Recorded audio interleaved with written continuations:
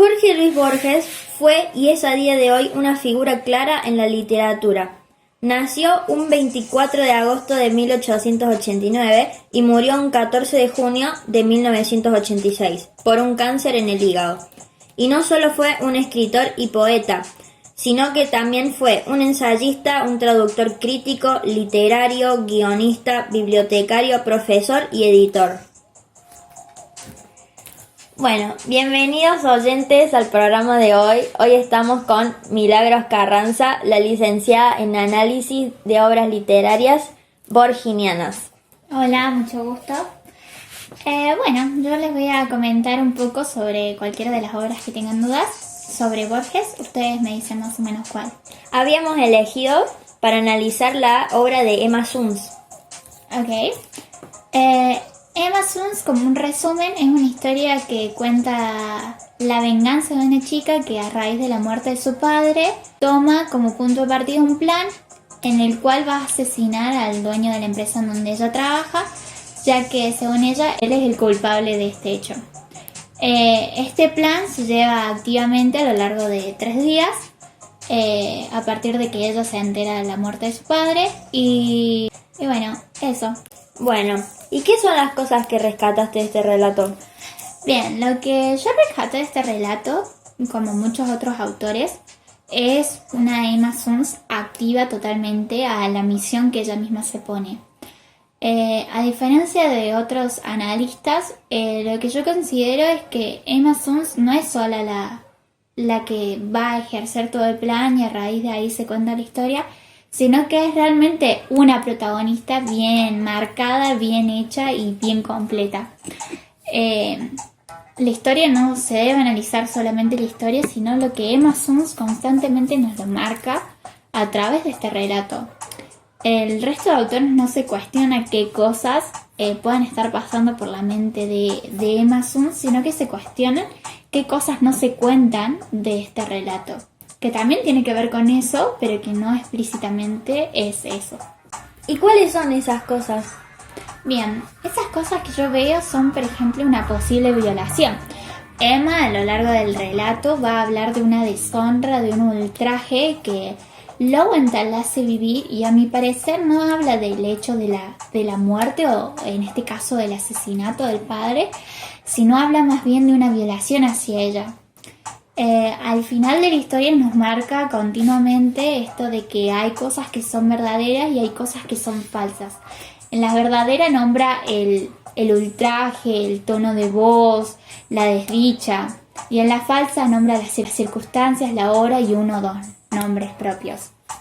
Ahí nos podemos dar cuenta de la circunstancia como analizándola, el hecho de la escena. Cuando ella va a matar a Lowenthal, le da 3 disparos y cuando lo ve tirado en el piso, le desabrocha el saco para hacer parecer que él abusó y le saca los lentes y los deja sobre el escritorio. Esos lentes están salpicados, nunca se aclara si por agua o por sangre, y ese saco seguramente tiene un agujero por las balas. Entonces ahí hay algo que ella modificó, que ella cambió. Esa circunstancia no es cierta la que le va a decir a la policía.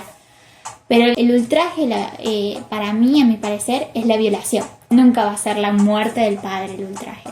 Interesante, porque nunca había visto muchos análisis de esta obra y nunca había visto ese punto de vista.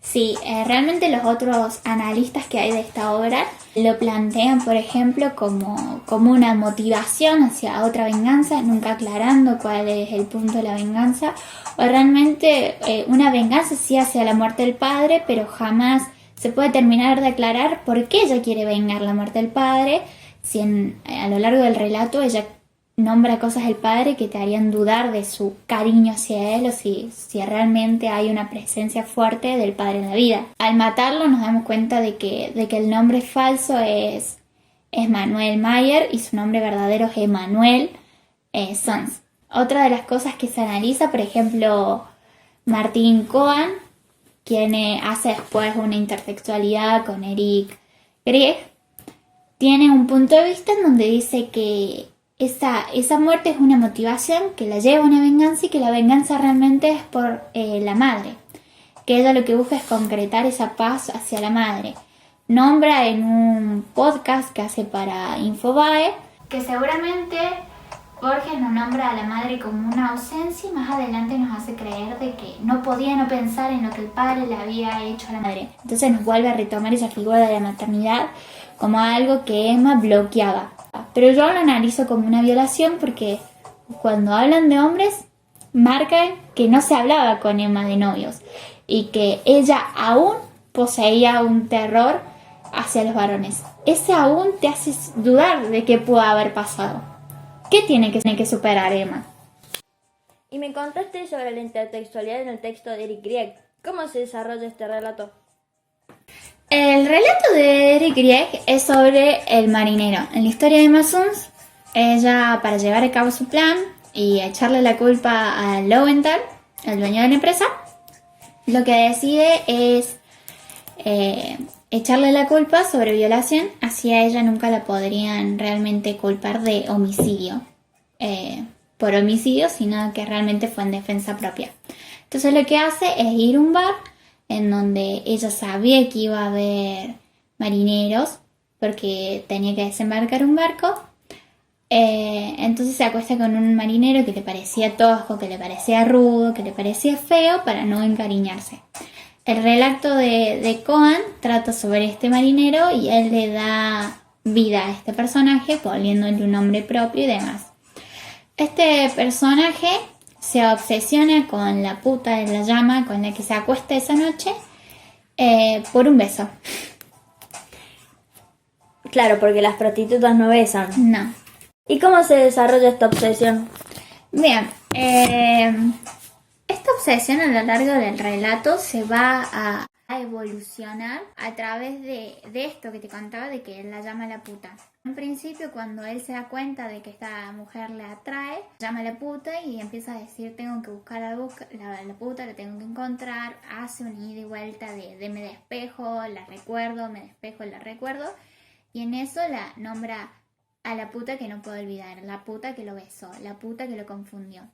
Después, cuando admite este deseo y estas ganas, cuando no la encuentra y se empieza a obsesionar, le empieza a llamar la mujer. Dice a la mujer que no encuentro, a la mujer que nadie reconoce, a la mujer que él tiene que escribir. Y ahí de vuelta, cuando se empieza a enojar por no encontrarla, hace un intercambio entre la palabra la puta y la mujer, la puta y la mujer. Y ya casi al final de la historia, cuando él se da cuenta de que no está obsesionado con una puta, sino con una mujer, la termina llamando la mujer. ¿Y cómo se da cuenta que no es una prostituta? Él se da cuenta con una prostituta, creo que desde un primer momento, inconscientemente, él sabe que no es una prostituta. Incluso el relato, él cuenta que se acerca a ella, que ella en su relato dice que ella lo eligió a él y él en su relato que él la eligió a ella. Dice que la elige porque se notaba que era tímida, porque se notaba la poca experiencia y así como apenas era mujer, apenas era muchacha. Entonces él mismo reconoce de que quizás era una novata en el sexo. Después también a lo largo de la historia, cuando él reconoce que está obsesionado por el beso, dice que no es una puta como cualquiera otra, sino que seguramente era una puta avariciosa. Y después dice de que seguramente no es una puta, sino que es una mujer común y corriente. Y ya llegando al final empieza a darse cuenta de que la puta con la que él se había acostado no se manejaba como las demás putas. Y que ni siquiera las mismas putas de toda la ciudad podían reconocerla o decirle en dónde encontrarla.